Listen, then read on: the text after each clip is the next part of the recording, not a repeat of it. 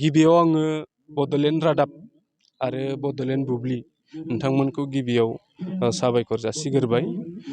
दिनै बिश्वनाथ जिल्ला दुलाराय बर' फरायसा आफादनि खुंगा 6थि बोसोरसालिया जथुमा जि बे जथुमानि खौ खुंनानै हरनो थाखाय जिहेतु बानजाय आफाद नदुवा दखरा दुलाराय बर' फरायसा आफादनि एबसुनि बेन्दों सिङाव थानाय जि सोरां गोजौ फरायसालि बेनि लांगोनायाव बानजाय आफादनि लाइ खुन्थिया गायनाय हाबाफारि बियो दिनै जानानै थांबाय।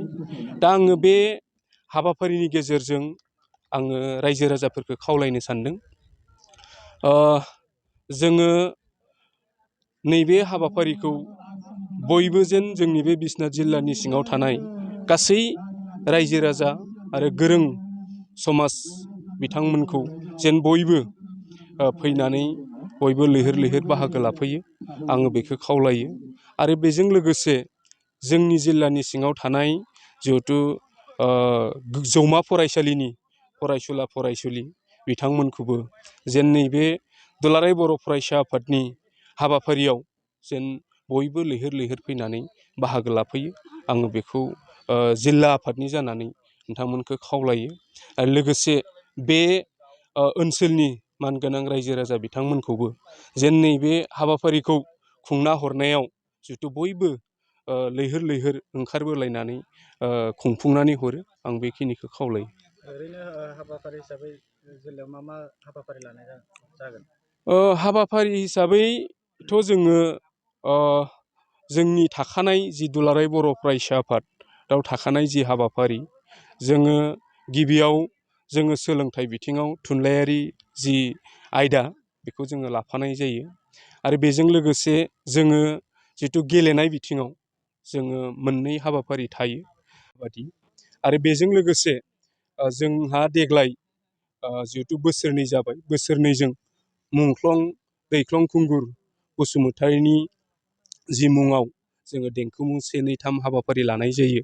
देग्लाय बिश्वनाथ जिल्ला दुलाराय बर' फरायसा आफादाबो बे हाबाफारिखौ खुंनो थाखाय थाम थिम खालामदों।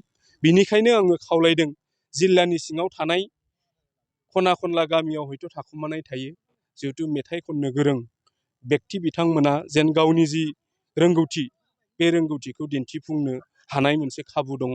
दा बिनिखायनो आङो बिथांमोनखौ नैबे हाबाफारिफ्राव फैनानै बाहागो लाफैनो थाखाय खावलायो। ओरैनो मा कालाराव लानाय जादों? बे कालारखौ फैगौ डिसेम्बर दाननि 11, 12, 13 कालारखौ थिग खालामनाय जादों। दासिम बे कालारा थि जानानै दङ। बेखिनियानो। आन्डार 13 बियो बिश्वनाथ जिल्लायाव बरपेटायाव जानो थांगासिनो दं। आन्डार 13खौ लानानै बिश्वनाथ जिल्लानि जानानै मा ओरैनो रायजो राजा मा मेसेज हरगोन? फैगौ जिहेतु दुलाराय बर' फरायसा आफादा खुंनो गोनां जि आन्डार 13 बियो जोंनि बिश्वनाथ जिल्लायाव मोनसे जन गोलैदों। दा बेयाव मोनब्रै जिल्लाखौ लानानै जागोन। सनितपुर, बिश्वनाथ, लखिमपुर आरो धेमाजि बियो जोंनि बे जिल्लानि सिङाव गोलैदों।